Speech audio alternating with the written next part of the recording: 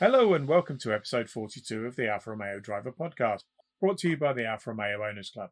I'm Guy Swarbrick, and with me this afternoon to talk about life, the universe and everything, I have Somerset Section Secretary and Alfa Romeo Driver Section News Editor, Clive Baker. Welcome, Clive. Hello, Guy. Nice to be here. So the way we normally start these things is to start to delve back into your personal history. So how did you get involved in Alfa Romeos in the first place? Yeah, that's quite a story. My father was a bit of a petrol head, and he always used to bring back the Daily Mail Motor Show Review books from his trips to the motor show. And he always used to point out the glamorous stuff, including the Alphas. But the actual cause of my enthusiasm was a bit anarchy, really. I had a firm's car. My father and I were in business together, and I had a firm's car. It was a Vauxhall Cavalier SRI, I remember. It was coming up for replacement. And being a quantity surveyor, I decided the best thing to do by way of market research was go through the list of manufacturers and try and match up possible cars with my budget. And of course, Alfa Romeo comes up quite quickly. So I decided I'd go and have a look at the Alfa Romeo dealer. And it was in Cardiff in 1987. And I got there. And it was also a Daihatsu dealer. There were squillions of Daihatsus at the front. And right at the back was a 75 2.5 litre V6. That was the first ituration of the 75 when they had the 1.8 and the 2.5. Yeah. They also had a Sprint with that rather interesting lime green checkered upholstery that they went in for right at the end. But the 75 was sideways on, so I saw it in profile as I walked up to it. It was a black one. And goodness me, I remember it to this day. I was absolutely, totally blown away with this thing. And they were obviously desperate to shift them because the dealer lent me a 1.8 for the weekend. It had a body kit on it, and I just absolutely loved it. The handling was just a delight after the Vauxhall. Well, I wasn't quite ready to commit at that point. And July came, and I remember in Car Magazine there was an article about the second series 75s, which were 3 litre V6s and 2 litre twin sparks. And they did a whole article about driving them back from Milan to the UK. And I almost cut out all the pictures and stuck them on my wall. I was absolutely blown away with this. And by spending 25% more than my budget permitted, I could, as a good quantity surveyor, I could get the twin spark, so I did, and I've never really looked back. That car was utterly glorious, utterly glorious. So that was the first. How did that go, and then what came next? Well, I just loved that car. It was one of the most reliable cars I've ever owned. I was going to say paradoxically, but it's not paradoxically. I've always had very reliable Alphas. And I kept that for about 3, 4, maybe more than 4 years. But in the middle of that, I went away without telling my wife. I went up to London, drained the piggy bank and bought a 76 Series 2 Spider. And I didn't tell her I'd bought it. So I turned up on the drive with it and brought her out to show it to her, and she just burst into tears. Probably wasn't the reaction you were looking for. Not quite, no. I remember later on going out to a petrol station and discovering one of those Burago Monzas, about 18th scale, something like that. Yeah. Took that home as well, and I said to her as I walked in the kitchen door, I bought another Alpha. And she burst into it was it took a bit of living down, that. But eventually, like everybody does, she fell in love with the Spider, and I've still got it. It's what's that? That's 36 something like 30 plus years ago. Yeah, 30 years I've had it now. They'll probably bury me in that. Have you still got the Burago Monza? Yes. Then I traded the 75 in for a 3-litre V6 version, a Quadrifoglio Verdi, and I loved that car for its straight line performance, but it wasn't such a good handling car as the Twin Spark. A bit heavy at the front, but I adored that. Absolutely adored it. It wasn't the Zender body kit one. It was just an ordinary one. And in fact, a friend of mine, who is now the parts manager at Alphaholics, Jim Spackman, he road tested that red 3-litre V6 before I bought it, because it was a demonstrator. Well, after I bought it, he said, "You'll regret that." I took that up to me, which was a bit of a laugh, but I very much loved that car. And eventually that had to go because of an increasing family size. And I'd arranged to trade it in for a Renault Espace. Lovely. And a V6, I hope. Yes, it was the V6. Yes, which was lovely. But I'll never forgive the salesman, because when I took it in for him to value, he sort of spent all his time sucking his teeth and saying how little anybody wanted these cars and how useless they were, and that it wasn't worth anything, and gave me a ludicrously low offer, which after a bit of haggling, I managed to get up a bit. But when the time came to trade the car and go and collect the Espace, I turned up and he rubbed his hands together with glee. It was a Friday, I remember. And he said, "Oh, great," he said, "I can have this for the weekend. I'm really looking welly." And I thought, "You bar steward." Don't give me any money for it, but would love to drive. Yeah. At that point, I guess you've just got the Spider and the Espace. Did you ever go back to an Alfa daily driver, or is it? Oh yes, I had a very hectic business life at that point, mid 90s to about 2010, and I didn't have a daily driver Alfa at that point. But eventually, I decided that was quite enough of that, and I got a really sensible Alfa daily driver. I bought a 147 GTA. Done that as a daily driver. It was just stunning. I just loved it to bits. But I still got it actually, but as a daily driver, it really hacked it. So I bought myself a series of 156s, sport wagons, which were ideal as daily drivers, except that Leslie, my partner's Ford Focus is hatchback, used to have a bigger loading area than the sport wagon, which she wasn't as pretty though. But no, it wasn't as pretty. They are such pretty cars, those 156s, but especially the sport wagons. Yeah. In the meantime, I'd acquired an Alfetta, a 78 steel bumpered Alfetta GTV, and a mid-60s Giulia 1300 Ti, both of which I also still have. But I've got to do something sensible. I it's my nerves won't stand it. So that initial quantity surveyor rational decision to buy a 75 has kind of got a little out of hand. Little, you could say that. Yeah, I have never been sensible about cars since. It's always just been delightful to own Alfas.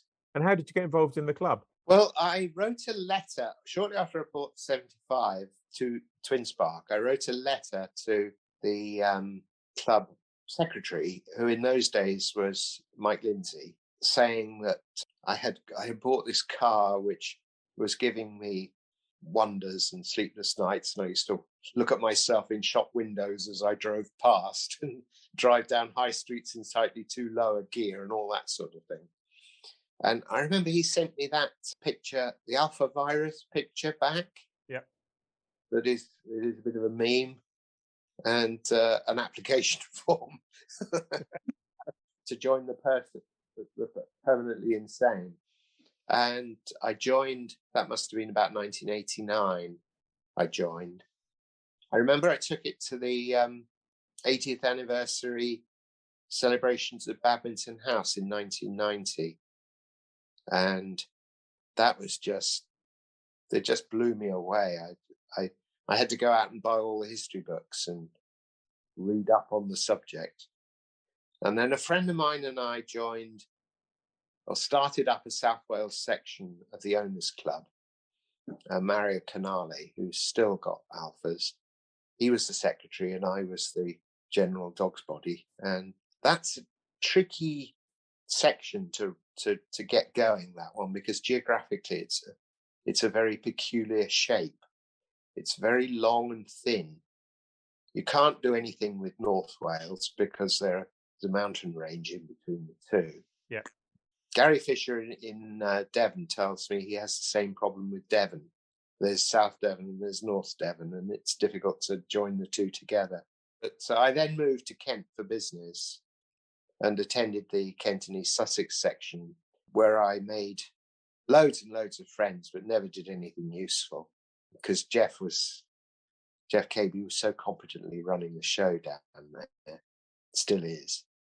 And then eventually I retired to Somerset, and hey presto, they said, "Oh, just as well you've turned up. We need a secretary."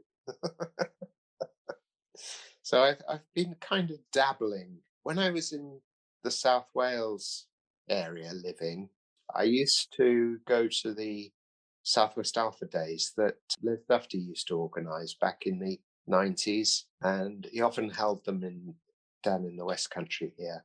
Cricket St Thomas, I remember, was a favourite.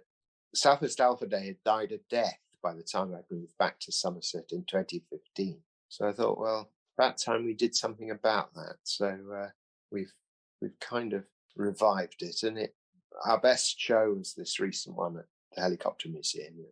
I'm really sorry I missed that. It was just wonderful. It was really great. Nick Wright very kindly turned up, but Danielle running the shop, she had a pinched nerve in her shoulder, I think, and couldn't put any of the stuff out, so she had to give it a miss. But David Faithful turned up and gave us plenty of support, so we had a great day. Those of you who were unlucky enough, like me, not to go, there is a full report and pictures in the October issue of the magazine. One of the great pleasures of my life is going to events and have people coming up and saying how wonderful the magazine is.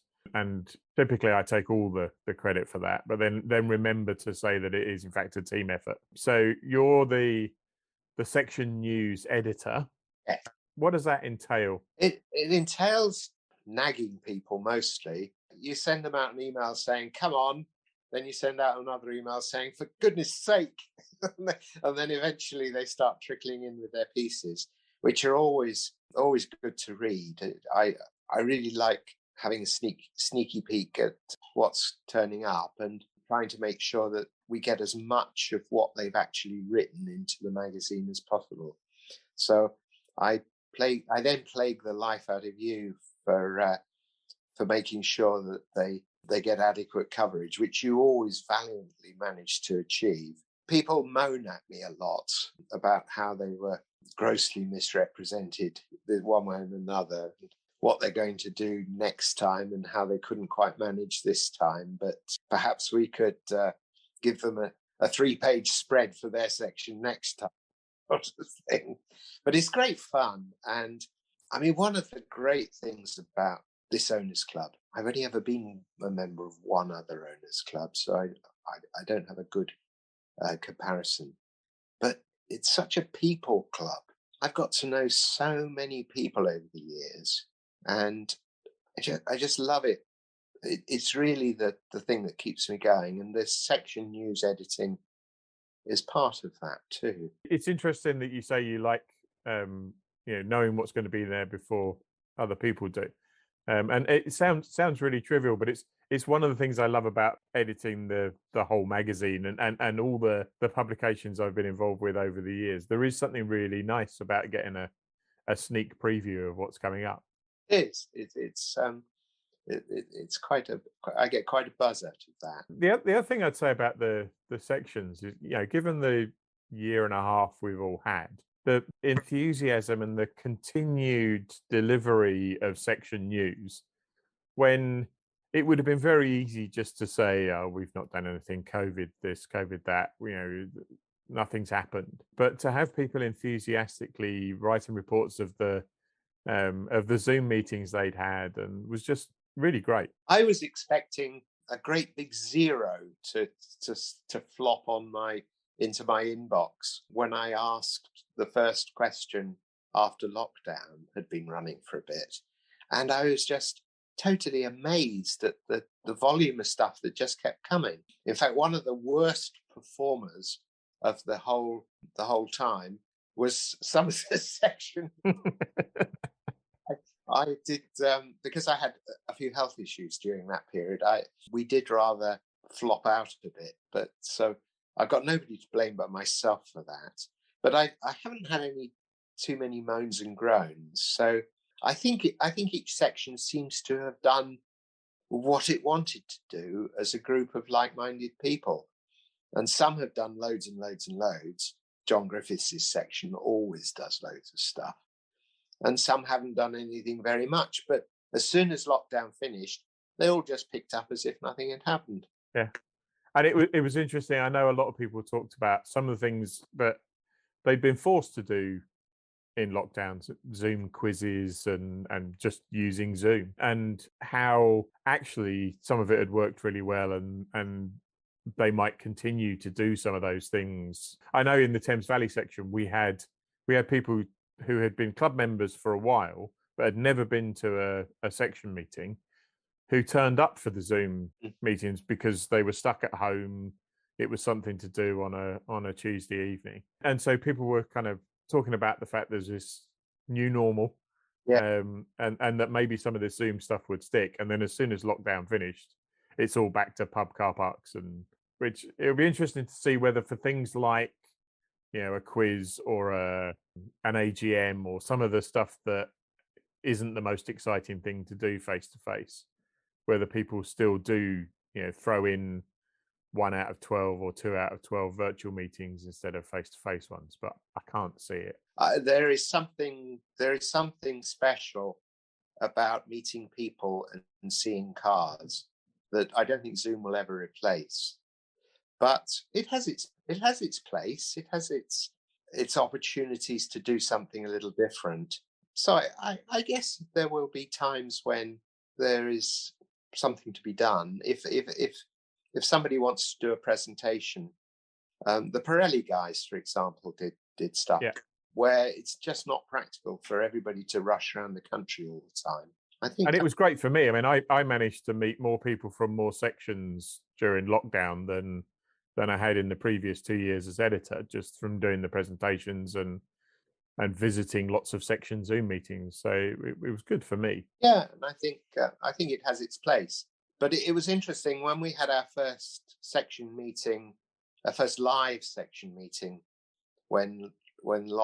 after first lockdown, when things perked up a bit, we had a number of new people turning up who had never before and thought, now maybe there's something in this, and they've turned up subsequently too. So it has kind of given the pot a stir a bit. Yeah. Well, and I think even from the club at a national level, the big fear was that the club would be in trouble because without the face-to-face meetings and the events, the membership would dwindle. And exactly the opposite's happened. We've grown faster in the last 18 months than we had in the previous 3 or 4 years. Extraordinary. Even at West Alfa Day this year, we had a lot of new people turn up that I've not met before. And I think Nick managed to recruit 12 new members. 11 anyway, I can't remember exactly, but it was there and thereabouts, and it was fabulous. It has definitely attracted people and encouraged people to come out where they wouldn't otherwise have done. I'm not sure whether the whole membership is aware of this, but one of the things we've done for a few years is we have a a big meeting where we get all the section secretaries together one year and all of the model registrars together the next year, and talk about ways to improve the club and things that you can do with a section or with a register. And we've got the next one coming up, which because of lockdown, I think is going to be great, because it's a combined section secretaries and registrars meeting. So given that the agenda is still being shaped, I'm going to give you a unique opportunity amongst the section secretaries. What do you think we should be talking about at that meeting? What do you think the club needs to do differently, or maybe doesn't need to do differently, but could do better or differently? Oh, I suppose I always feel a sense of guilt that I'm not doing enough centrally with the board members and things like that. So it will be nice to catch up with that and have some time with that kind of thing, and encourage people to be a truly national group as well as a local group.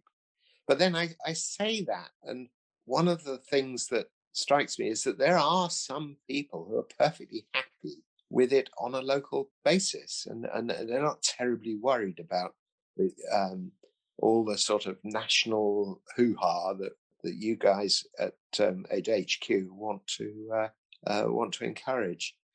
I think one of the beautiful things about this owners club is that it has something for everyone. Not everybody wants to go and park in a field and polish their tyres. They want to do a bit of racing. Not everybody wants to do racing. They want to go out and get spare parts and do up the No Hope project in their garage. and I don't think it's for nothing that we won Club of the Year. I think I have not encountered another club anywhere, and I have to, as I said earlier, it isn't a long list, where there is quite such a depth of affection, not only for the cars, but for the people. I don't know what churn is on membership, but I know people that I got to know in the early 1990s who are still members, and it just kind of keeps going. And so I don't know. I don't know that I'm a terribly the best person to ask. I'm not a revolutionary, really. I think it's great, and we have one of the best magazines out there, and it's continued to improve over the years, and you've taken it to another level, which is great. I think the board is thoughtful, always open to approach. I can't speak highly enough of this club, actually. I think it's great. I always feel that it is quite tricky jumping from the section group into the region group. So that South West Alfa Day, for example, always gives us a challenge as to where we hold it. If we held it too far down into Devon and Cornwall, then we wouldn't get the people from elsewhere. And we had people from all over the place come to see us in Weston-super-Mare this year. Yeah, and I guess if you're at the inland end of the region, for want of a better description, then you're more likely to bring people from outside the southwest. It's just how far in you want to come and not lose the people from Cornwall, I guess. We do get grumbles from Cornwall with places like Haynes Motor Museum and the Helicopter Museum at Weston-super-Mare, with some justification. They've got a heck of a journey to get to those places. So there is a dilemma between section, region, and national attendances. Yeah, but I guess if you're at the southwest end of Cornwall, Devon's a long way away. It is a long way away, and Gary Fisher doesn't always get people from Cornwall turn up to his meetings, and different people have different ideas as to what is a long way away too, and that doesn't help.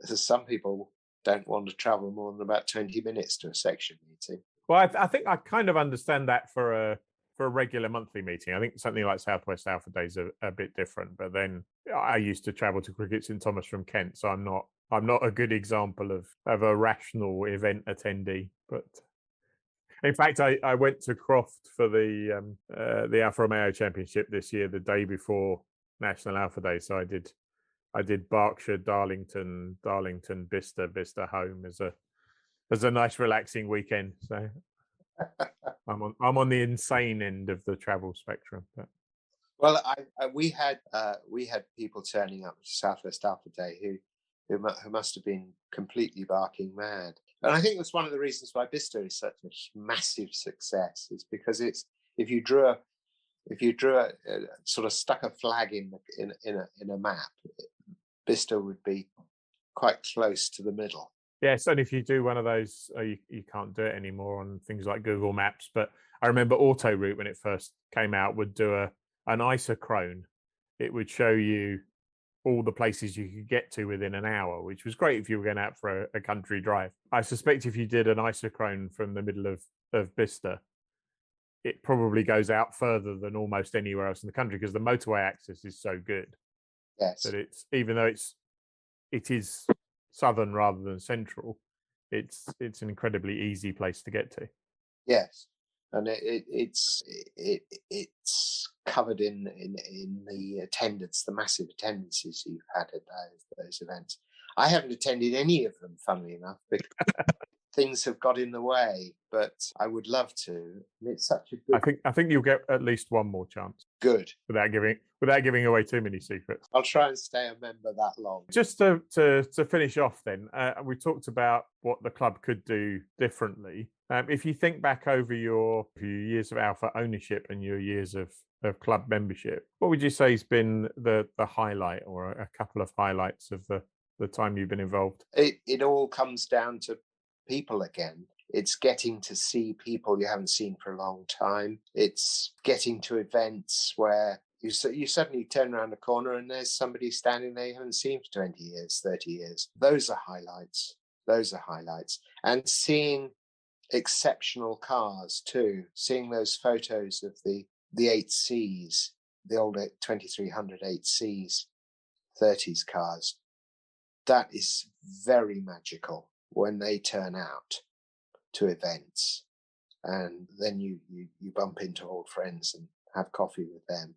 That's what makes the club magical. Yeah, I agree. I when I joined as a youngish Alfa Sud Sprint owner, I don't think I ever imagined that I would get a tingle down my spine when I saw a pre-war 8C. But as you said earlier, once you get into the history and understand where the mark came from and what the racing team was achieving in the 20s and 30s, it's incredible. You don't forget that, and it always upsets me that there is this dilemma in Alfa Romeo ownership, in that you constantly wanted to start producing cars in large numbers that people rush out and buy in large numbers, but at the same time we are a very exclusive group of people and group of cars, and who knows where the best goes. I ever since I bought my first Alfa in 1987,